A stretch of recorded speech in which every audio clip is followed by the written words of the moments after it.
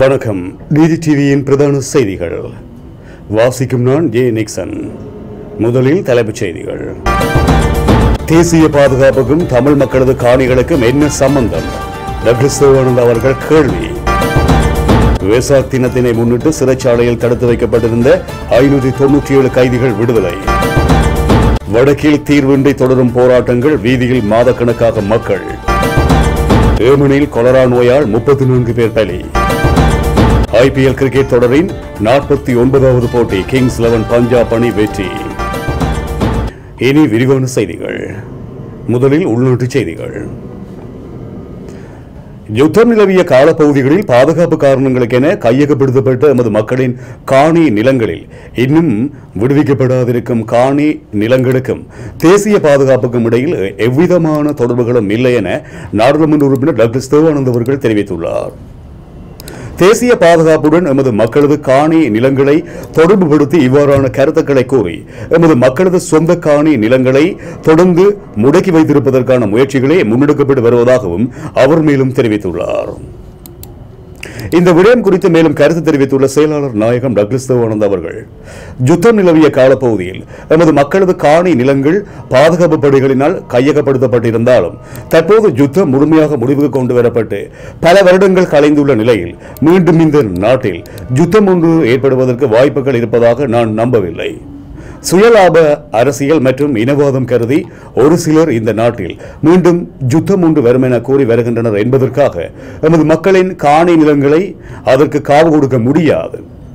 எமது மக்கள் வாழ்வதற்காகவும் தங்களது வாழ்வாதாரங்களை முன்னெடுப்பதற்காகவுமே தமது காணி நிலங்களை கோரி போராடி வருகின்றனர். இந்த காணி நிலங்கள் பொருளாதார ரீதியில் முக்கியத்துவம் வாய்ந்தவை. எமது மக்களது வாழ்க்கையுடன் உணர்வு ரீதியாக பின்னி பிணைந்தவை.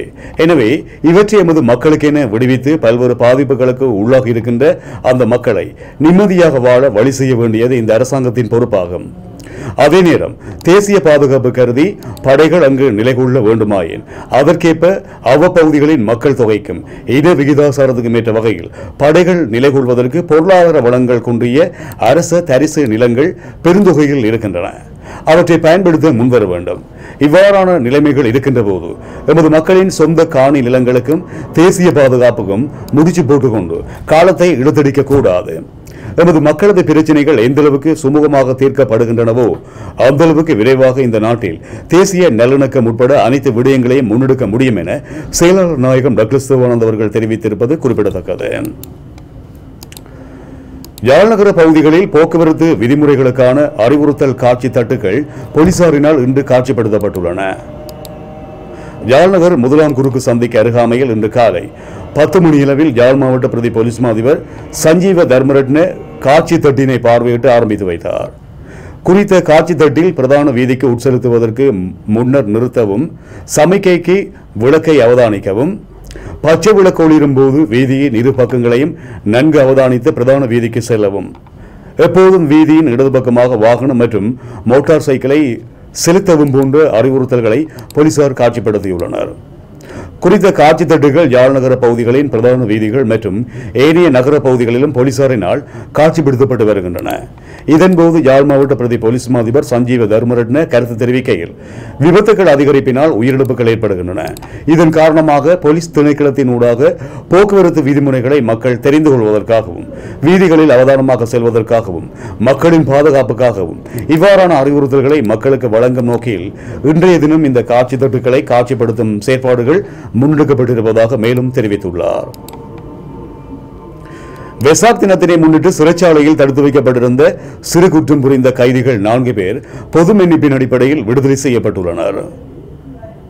குறித்த கைதிகள் யாழ் சிறைச்சாலை அத்தியட்சகர் SB பெரேராவினால் இன்று விடுதலை செய்யப்பட்டுள்ளனர். வருடாந்தம் வெசாக் மற்றும் புது வருடம் உள்ளிட்ட பல்வேறு விசேட தினங்களில் ஜனாதிபதியின் பரிந்துரைக்கு அமைவாக சிறு குற்றம் புரிந்து நீதிமன்றங்களில் தண்டப்பணம் செலுத்த முடியாமல் தடுத்து வைக்கப்படும் கைதிகள் விடுதலை செய்யப்படுவது வழமை. மேலும் வெசாக் தினத்தினை முன்னிட்டு நாடுளாவிய ரீதியில் 597 கைதிகள் விடுதலை செய்யப்பட்ட நிலையில் யாழ் சிறைச்சாலையில் தண்டப்பணம் செலுத்த முடியாமல் தடுத்து வைக்கப்பட்டிருந்த 4 கைதிகள் விடுதலை செய்யப்பட்டுள்ளமை குறிப்பிடத்தக்கது. காணாமலாக்கப்பட்டவர்களின் உறவினர்களால் வவுனியாவில் 76வது நாளாகவும் இன்று தொடர்ந்தும் சுழற்சி முறை போராட்டத்தினை முன்னெடுத்து வருகின்றனர். தங்களது உறவினர்களை விடுவிக்க கோரியும் அரசியல் கைதிகளை விடுதலை செய்ய கோரியும் அவசர கால திட்டத்தினை நீக்குமாறு கோரியும் காணாமலாக்கப்பட்டவர்களின் உறவினர்களால் கடந்த 76வது நாளாக தங்களது போராட்டத்தினை மேற்கொண்டு வருகின்றனர். மேலும் தீர்வு கிடைக்கும் வரை இந்த சுழற்சி முறையிலான உண்ணாவிரத போராட்டம் தொடரும் என போராட்டத்தில் ஈடுபட்டுள்ள காணாமலாக்கப்பட்டவர்களின் உறவினர்கள் குறிப்பிட்டுள்ளனர்.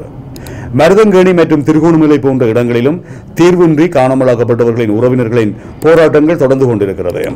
கிளிநொச்சி கந்தசுவாமி ஆலய முன்றலில் வலிந்து காணாமலாக்கப்பட்டவர்களின் உறவினர்களால் முன்னெடுக்கப்பட்டு வரும் போராட்டம் தீர்வின்றி 80வது நாளாக இன்றும் தொடர்கின்றமை சுட்டிக்காட்டத்தக்கது. எம்பிலிப்பிட்டிய ராணுவ முகாமில் பயிற்சியில் ஈடுபட்ட பெண் சிப்பாய் ஒருவர் விபத்துக்குள்ளாகி அண்மையில் காயமடைந்திருந்தார். இந்த விபத்து தொடர்பான காணொளி தற்போது வெளியாகியுள்ளது.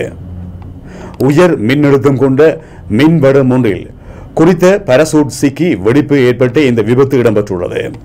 பின்னர் குறித்த பெண் தரையில் விழுந்துள்ளார். இருப்பினும் அவர் அதிர்ஷ்டவசமாக உயிர் தப்பியுள்ளார் என தகவல்கள் தெரிவிக்கின்றன. இதேவேளை பாராசூட் பயிற்சியில் ஈடுபட்டிருந்த மற்றொரு ஆண் சிப்பாயும் குறித்த தினத்தில் காயமடைந்தார் என ராணுவ ஊடக பேச்சாளர் ரொசான் செனவரெட்ன தெரிவித்துள்ளார். பின்னர் காயமடைந்த சிப்பாய்கள் இருவரும் சிகிச்சைகளுக்காக வைத்தியசாலையில் அனுமதிக்கப்பட்டிருக்கின்றமை குறிப்பிடத்தக்கது. இம்முறை ஐக்கிய நாடுகள் வெசாக் தினம் இலங்கையில் கொண்டாடப்பட உள்ள நிலையில் கொழும்பு உள்ளிட்ட நாட்டின் பல பாகங்களிலும் வெசாக் பண்டிகை களை கட்ட தொடங்கியுள்ளது.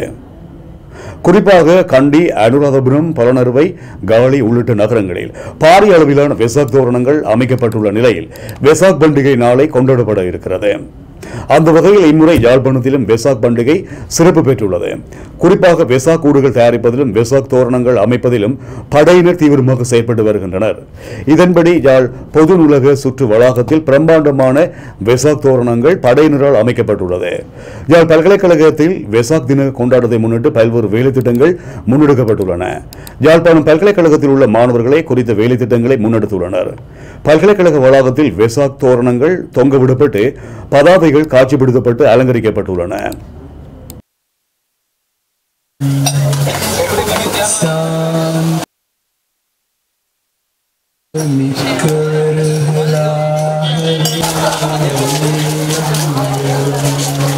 கிளிநொச்சியில் பன்னம்கண்டி மக்களால் மேற்கொள்ளப்பட்டு வரும் போராட்டம் இன்று 50வது நாளாகவும் தொடர்கிறது. குறித்த போராட்டம் சரஸ்வதி கமம் மற்றும் ஜொனி குடியிருப்பு பிரதேச மக்களால் முன்னெடுக்கப்பட்டு வருகிறது. இந்த நிலையில் காணிக்கான ஆவணம், அடிப்படை வசதிகள் மற்றும் நிரந்தர வீட்டு திட்டம் என்பன இதுவரை கிடைக்கவில்லை.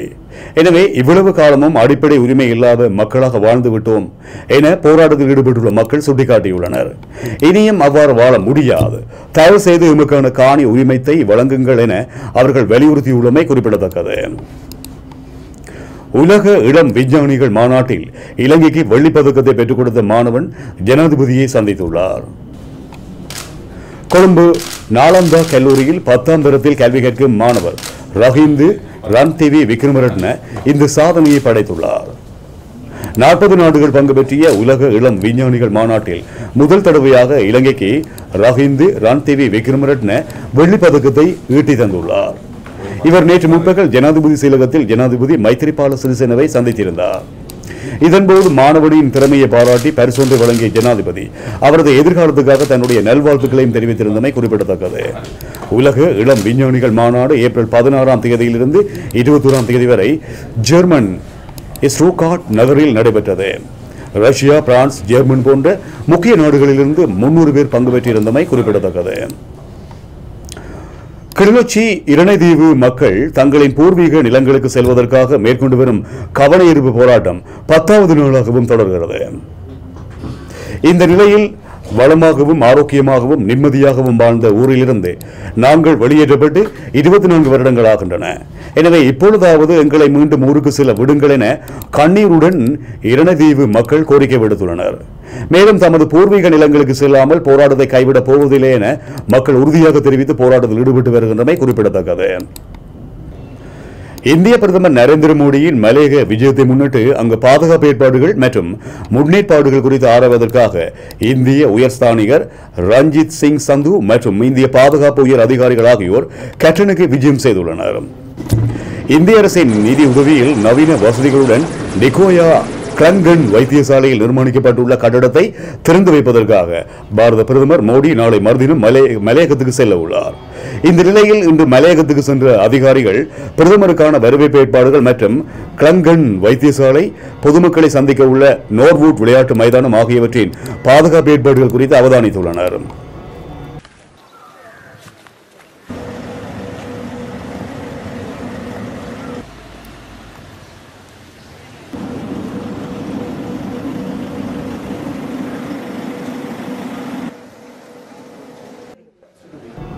மாணவி வித்யா படுகொலை வழக்கு கொழும்பு மேல் நீதிமன்ற நீதிபதிகள் 3 அடங்கிய சிறப்பு அமர்வில் விசாரணை செய்யப்பட உள்ளது.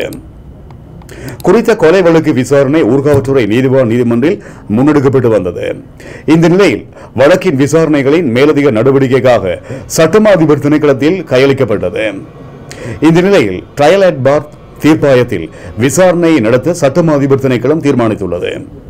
அதேவேளை இந்த வழக்கை கொழும்பில் நடத்தவும் யோசனை முன்வைக்கப்பட்டுள்ளது. சந்தேக நபர்களின் விளக்கமறியல் நீடிப்புக்காக இந்த வழக்கு யாழ்ப்பாணம் மேல் நீதிமன்றில் கடந்த வாரம் விசாரணைக்கு எடுத்துக் கொள்ளப்பட்டது. அதன்போது சந்தேக நபர்களுக்கு எதிரான குற்ற பகிர்வு பத்திரம் 1 வாரத்துக்குள் முன்வைக்கப்படும் என்று சட்டமா அதிபர் சார்பில் அரசு தரப்பு சட்டத்தரணியால் அறிவிக்கப்பட்டமை குறிப்பிடத்தக்கது. வடக்கு மாகாண பட்டதாரிகள் 73வது நாளாகவும் தொடர்ந்து போராட்டத்தில் ஈடுபட்டு வருகின்றனர்.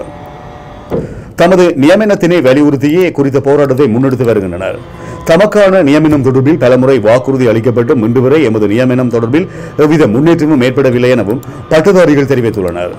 நேற்றைய தினம் பட்டதாரிகள் வடமாகாண சபையினை முற்றுகையிட்டு போராட்டம் நடத்தியும் முதல்வர் உள்ளிட்ட உறுப்பினர்கள் அமைச்சர்களை சபை அமர்வில் கலந்து கொள்ள விடாது தடுத்து போராட்டம் நடத்தியிருந்தமை குறிப்பிடத்தக்கது. இன்று வடமாகாண வேலையற்ற பட்டதாரிகளாகிய நாங்கள் 73வது நாளாக எமது போராட்டத்தை கால வரையண்டி தொடர்ந்து கொண்டிருக்கின்றோம். அந்த வகையிலே நேற்று 72வது நாளிலே எமது மன விரக்தியின் உச்சத்தின் காரணமாக எமது போராட்டத்தை வடமாகாண சபையை நோக்கி நாங்கள் நகர்த்தி இருந்தோம். அங்கு சென்ற வேளையிலே எமது பிரச்சனை தொடர்பாக நாங்கள் அமைச்சர்களுடனோ மற்றும் முதலமைச்சர்களுடனும் தொடர்பு கொண்டிருந்த பொழுது எமது முதலமைச்சர் வடமாகாண சபை அமர்வுக்கு கலந்து கொள்வதற்காக வந்த பொழுதிலே எமது பிரச்சனை தொடர்பாக நமக்கு சரியான முடிவை தரும்படி நாம் அவரிடம் வேண்டியிருந்தோம். அந்த வேளையில் அவர் எமக்கான தீர்வினை சரியான விதத்தில் சொல்லாது இடையிலே கோபித்துவிட்டு அவர் சென்ற செயற்பாடானது நமக்கு மிகவும் வருத்தம் அளிக்கின்றது. மேலும் எமது அமைச்சர்கள் 4 அமைச்சர்களும் நமக்கு சரியான தீர்வினை நேற்றைய தினமும் கூறவில்லை. இது தொடர்பாக வடக்கு மாகாண சபைக்கு எதுவித அதிகாரமும் இல்லை என்றுதான் எல்லோரும் சொல்லிக் கொண்டிருக்கின்றார்கள். இது நமக்கு மிகவும் வேதனை அளிக்கின்ற ஒரு செயற்பாடாக காணப்படுகின்றது. வடமாகாணத்துக்கு வடமாகாண சபை என்ற ஒன்று உருவாக்கப்பட்டது. வடமாகாணத்தில் காணப்படுகின்ற ஒவ்வொரு பிரச்சனையையும் அவர்களே தீர்க்கப்பட வேண்டுமென்ற ஒரு அடிப்படையிலேயே வடமாகாண சபை உருவாக்கப்பட்டது. அந்த நோக்கத்துக்கு முரணாக இவர்கள் தமது செயற்பாடுகளை முன்னெடுத்து செல்லாமையானது மிகவும் வருத்தத்திற்கு செயற்பாடாக இருக்கின்றது. இவர்கள் வடமாகாண சபைக்கு கீழுள்ள வெற்றிடங்களை நிரப்புவதற்கு தமக்கு மத்திய அரசு தான் அனுமதி அளிக்க வேண்டும் என்பது ஒரு ஏற்றுக்கொள்ள முடியாத ஒரு பதிலாக இருக்கின்றது. வடமாகாண வேலையற்ற பட்டதாரிகளின் பிரச்சினைக்கு முதலிலே முதலமைச்சர் அவர்கள் ஜனாதிபதி அவருடன் தொடர்பு கொண்டு இது சம்பந்தமான பிரச்சனைகளுக்கு மிக விரைவில் தீர்வினை முன்வைக்க வேண்டும். நாங்கள் 73வது நாளாக தொடர்ந்து கொண்டிருந்த இந்த போராட்டம் வெகு விரைவில் நிப்பாட்டப்பட வேண்டும். அனைத்து பட்டதாரிகளுக்கும் வேலைவாய்ப்பு வழங்கப்பட வேண்டும் என்பதை கேட்டுக்கொள்கிறோம். வடமாகாண வேலையற்ற பட்டதாரிகளின் போராட்டத்தின் 73ஆம் நாள் இன்று. இந்த போராட்டம் நேற்றைய தினத்தின் விளைவுகள் அடிப்படையில் இன்று நகர்த்தப்பட்டிருக்கின்றது. நேற்றைய போராட்டத்தின் அடிப்படையிலேயே எங்களுடைய முதலமைச்சராக இருந்தாலும் சரி மற்றும் அமைச்சர்களாக இருந்தாலும் சரி அவர்கள் எங்களுடைய நம்பிக்கைக்கு ஏற்ற வகையில் அவர்கள் பதிலளிக்கவில்லை. அவர்களுடைய ஒவ்வொரு கதை கூட அவர் தந்த தகவல்கள் கூட ஏற்கனவே எங்களுக்கு அறிவிக்கப்பட்ட இளங்கோ அவர்களால் அறிவிக்கப்பட்ட தகவல்களே மீண்டும் இங்கு தரப்பட்டிருக்கின்றதை தவிர அவர்கள் கொடுக்கப்படுகின்ற எங்களுக்கு உருவாக்கப்படுகின்ற எக்ஸாம்கள் கூட கோல் பண்ணின பாடங்களுக்கே திருப்ப அவங்க கோல் பண்ணி கொண்டிருக்கிறாங்களே தவிர இங்கே இருக்கின்ற ஏனைய பாடங்கள் தொடர்பான எந்தவித அக்கறையும் இல்லை. இவர்களுடைய செயல்பாடுகள் மத்திய அரசிற்கு கொடுக்கப்படுகின்ற எந்தவித அழுத்தமான செயல்பாடுகள் நிச்சயமாக இவர்கள் கதைப்பது என்று சொல்கிறார்கள். ஆனால் இவர்களுடைய கதை நடவடிக்கைகள் தெளிவான முறையில் இருந்தால் நிச்சயமாக மத்திய அரசு கவனத்தில் எடுக்கும். ஆனால் இவர்கள் எதுவும் அசம்பந்த போக்கு தான் அடிப்படையாக இருக்கின்றது. எங்களை எந்தவித பாரபட்சம் இல்லாமல் நடத்தப்பட வேண்டும். ஆனால் இவர்கள் எங்களை ஒரு வேற்று ஆக்கள் மாதிரி தான் பார்க்குற மாதிரி பேசினாலும் கூட இவர்களுடைய பேச்சுவார்த்தைகள் எங்களுக்கு சரியான தீர்வுக்குரிய எந்த நகர்வும் இல்லை. வெறுமனே சின்ன பிள்ளைகளுக்கு டொவியை கொடுத்து பேக்காட்டுற மாதிரி தான் நேற்றைய கதை கூட இருந்துச்சு. நாங்கள் இதனுடைய அடிப்படை அடுத்தடுத்த கட்டங்கள் நிச்சயமாக நாங்கள் இது கைவிடுவதாக இல்லை. மே 17 அன்று எங்களுடைய ஜனாதிபதியை முதலமைச்சர் சந்திப்பதாக இருக்கிறார். ஆனால் அந்த சந்திப்பு என்பது எங்களுடைய வேலையில்லாத வடமாகாண வேலையில்லாத பட்டதாரிகளின் போராட்டத்துக்குரிய உரியமான தீர்வு கூடிய சீக்கிரம் கிடைக்கக்கூடிய வகையிலே இருக்க வேண்டும். எல்லாவற்றால் மீண்டும் மீண்டும் பேசிவிட்டு வருவது என்று இருக்கக்கூடாது. அப்படி இருக்குமாக இருந்தால் எங்களுடைய நிலவரம் நிச்சயமாக ஒரு மோசமான நிலைமைக்குள் போகும் என்பது உண்மை. பெரியந்தலையில் போதைப்பொருள் தடுப்பு பிரிவு போலீஸ் அதிகாரிகள் மீது நடத்தப்பட்ட தாக்குதல் தொடர்பில் விசாரணை அறிக்கை ஒன்றை சமர்ப்பிக்குமாறு சட்டம் ஒழுங்கு அமைச்சர் சாகல ரட்நாயக்க போலீஸ் மாதிபர் பூஜித ஜெயசுந்தரவிடம் கோரியுள்ளார். பிலியந்தலையில் நேற்று இரவு மேற்கொள்ளப்பட்ட திடீர் சுற்றிவளைப்பின் போது இடம்பெற்ற துப்பாக்கிச் சூட்டில் ஒரு போலீஸ் அதிகாரி உயிரிழந்திருப்பதுடன் 5 காயமடைந்துள்ளனர். இந்த நிலையில் எவ்வித முன்னேற்பாடுகளும் இன்றி திடீரென மேற்கொள்ளப்பட்ட சுற்றிவளைப்புக்கான காரணம் உள்ளிட்ட முழுமையான விசாரணை அறிக்கையை 3 நாட்களுக்குள் சமர்ப்பிக்குமாறு அமைச்சர் பணித்துள்ளார். அதன்படி குறித்த அறிக்கையை தயார் செய்வதற்காக சிரேஷ்ட பிரதி போலீஸ் மா அதிபர் MR லதீபை போலீஸ் மா அதிபர் பூஜித ஜெயசுந்தர நியமித்துள்ளமை குறிப்பிடத்தக்கது. சிறிய வர்த்தக விளம்பர இடைவெளியை தொடர்ந்து டிடியின் வெளிநாட்டு செய்திகள் இடம்பெறும்.